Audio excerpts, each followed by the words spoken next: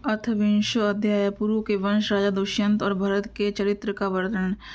श्री सुखदेव जी कहते हैं, परीक्षित, अब मैं राजा पुरु के वंश का वर्णन करूंगा। इसी वंश में तुम्हारा जन्म हुआ है। इसी वंश के वंशधर बहुत से राजा, ऋषि और ब्रह्मर्षि भी हुए हैं। पुरु का पुत्र हुआ जन्मेजय, जन्मेजय का प्रचिनवान, प्रचिनवान का प्रवीर, प्रवीर का नमस्यु, और नमस्यु का पुत्र हुआ चारुपद, चारुपद से सुद्यु, सुद्यु से बहुगव, बहुगव से संयाति, संयाति से अहंयाति, अहंयाति से रौद्राक्ष हुआ। परीक्षित, जैसे विश्वात्मा प्रधान प्राण से 10 इंद्रियां होती, वैसे ही घृताची अप्सरा के गर्भ से रौद्राश्व के 10 पुत्र हुए। ऋतेयु, कुच्छेयु, स्थंडिल्येयु, कृतेयु, जलेयु, संततेयु, धर्मेयु, सत्येयु, व्रतेयु और सबसे छोटा वनेयु। परीक्षित उनमें से ऋतेयु पुत्र रंतिभार हुआ, और रंतिभार के 3 पुत्र हुए, सुमति, ध्रुव और अप्रतिरथ। अप्रतिरथ के पुत्र का नाम था कण्व। कण्व का पुत्र मेधातिथि हुआ। इसी मेधातिथि से प्रस, कण्व आदि ब्राह्मण उत्पन्न हुए। सुमति का पुत्र रैभ्य हुआ। इसी रैभ्य का पुत्र दुष्यंत था। एक बार दुष्यंत वन में अपने कुछ सैनिकों के साथ शिकार खेलने के लिए गए हुए थे। उधर ही वे कण्व मुनि के आश्रम पर जा पहुँचे। उस आश्रम पर देव माया के समान मनोहर एक स्त्री बैठी हुई थी। उसकी लक्ष्मी के समान अंग कांति से वह आश्रम जगमगा रहा था। उस सुंदरी को देखते ही दुष्यंत मोहित हो गए और उससे बातचीत करने लगे। उसको देखने से उनको बड़ा आनंद मिला। उनके मन में काम वासना जागृत हो गई। थकावट दूर करने के बाद उन्होंने बड़े मधुर वाणी से मुस्कुराते हुए उससे पूछा, कमल दल के समान सुंदर नेत्रों वाली देवी, तुम कौन हो और किसकी पुत्री हो? मेरे हृदय को अपनी ओर आकर्षित करने वाली सुंदरी, तुम इस निर्जन वन में रहकर क्या करना चाहती हो? सुंदरी, मैं स्पष्ट समझ रहा हूँ कि तुम किसी क्षत्रिय की कन्या हो, क्योंकि पुरुवंशियों का चित्त कभी अधर्म को और नहीं झुकता। शकुंतला ने कहा, अपना कहना सत्य है, मैं विश्वामित्र जी की पुत्री हूँ। मेनका अप्सरा ने मुझे वन में छोड़ दिया था। इस बात के साक्षी हैं मेरा पालन पोषण करने वाले महर्षि कण्व। वीर शिरोमणि, मैं आपकी क्या सेवा करूं? कमल नयन, आप यहाँ बैठिए और हम जो कुछ आपका स्वागत सत्कार करें उसे स्वीकार कीजिए। आश्रम में कुछ निवार तिन्नी का भात है, आपकी इच्छा हो तो भोजन करिए और जांचे तो यहाँ ठहरिए। दुष्यंत ने कहा, सुंदरी, तुम कुशिक वंश में उत्पन्न हुई हो, इसलिए इस प्रकार का आतिथ्य सत्कार तुम्हारे योग्य ही है, क्योंकि राजकन्या स्वयं ही अपने योग्य पति को वर्ण कर लिया करती हैं।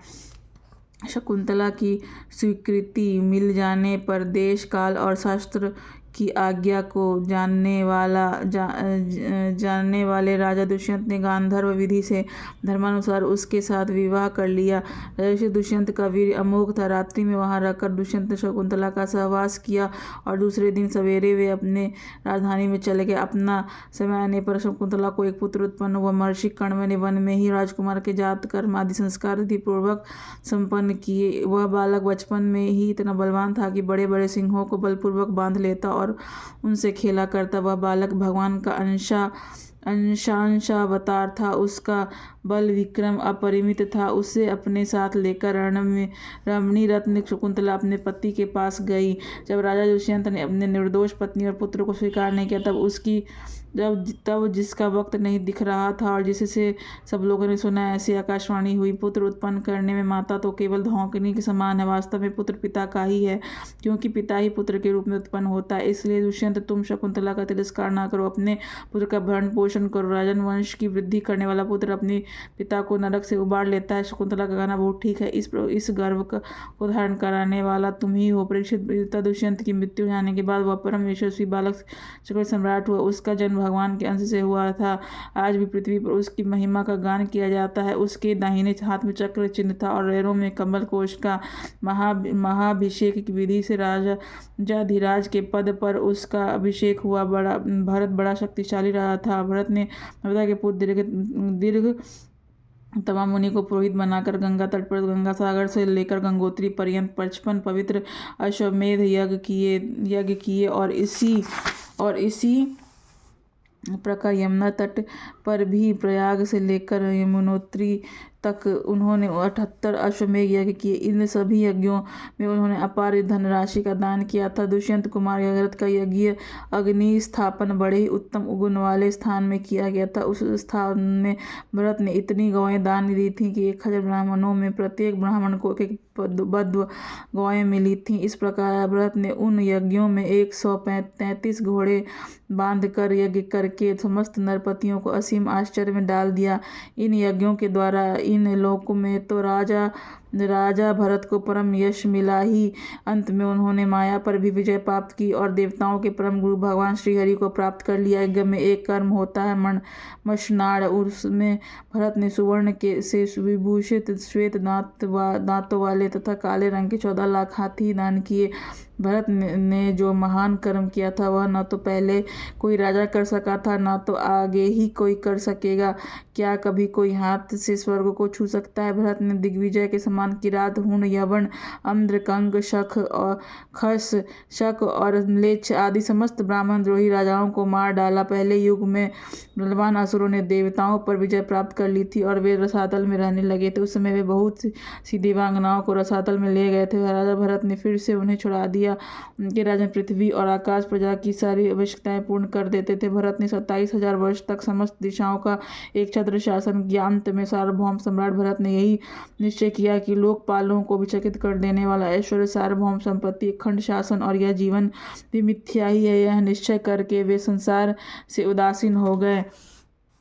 परीक्षित विदर्भ राज्य की 3 कन्याएं सम्राट भरत की पत्नियां थी। वे उनका बड़ा आदर भी करते थे, परंतु जब भरत ने उनसे कह दिया कि तुम्हारे पुत्र मेरे अनुरूप नहीं है, तब वे डर गईं और वह कहीं सम्राट हमें त्याग न दे, इसलिए उन्होंने अपने बच्चों को मार डाला। इस प्रकार सम्राट भरत का वंश वितथ अर्थात विच्छिन्न होने लगा। तब उन्होंने संतान के लिए मरुत्स्तोम नामक यज्ञ किया।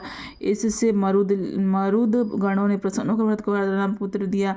भारद्वाज की उत्पत्ति का प्रसंग यह है कि एक बार बृहस्पति जी ने अपने भाई उत्थय की गर्भवती पत्नी से मैथुन कर लिया। उस समय गर्भ में जो बालक दीर्घतमा था उसने मना किया, किंतु बृहस्पति जी ने उसकी बात पर ध्यान न दिया और उसे तू अंधा हो जा यह शाप देकर बलपूर्वक गर्भाधान कर दिया।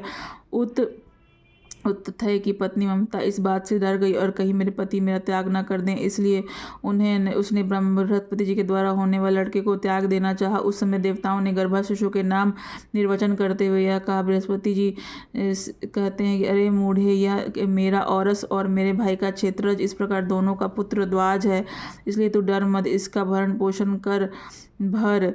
इस पर ममता ने कहा, बृहस्पति यह मेरे पति का नहीं, हम दोनों का ही पुत्र है, इसलिए तुम्हें इसका भरण पोषण करो। इस प्रकार आपस में विवाद करते माता पिता दोनों ही इसको छोड़कर चले गए, इसलिए इस लड़के का नाम भारद्वाज हुआ। देवताओं के द्वारा इस नाम का ऐसा निर्वचन होने पर भी ममता ने ही समझा कि मेरा यह पुत्र अर्थात वितथ अर्थात अन्याय से पैदा हुआ, अतः उसने उस बच्चे को छोड़ दिया।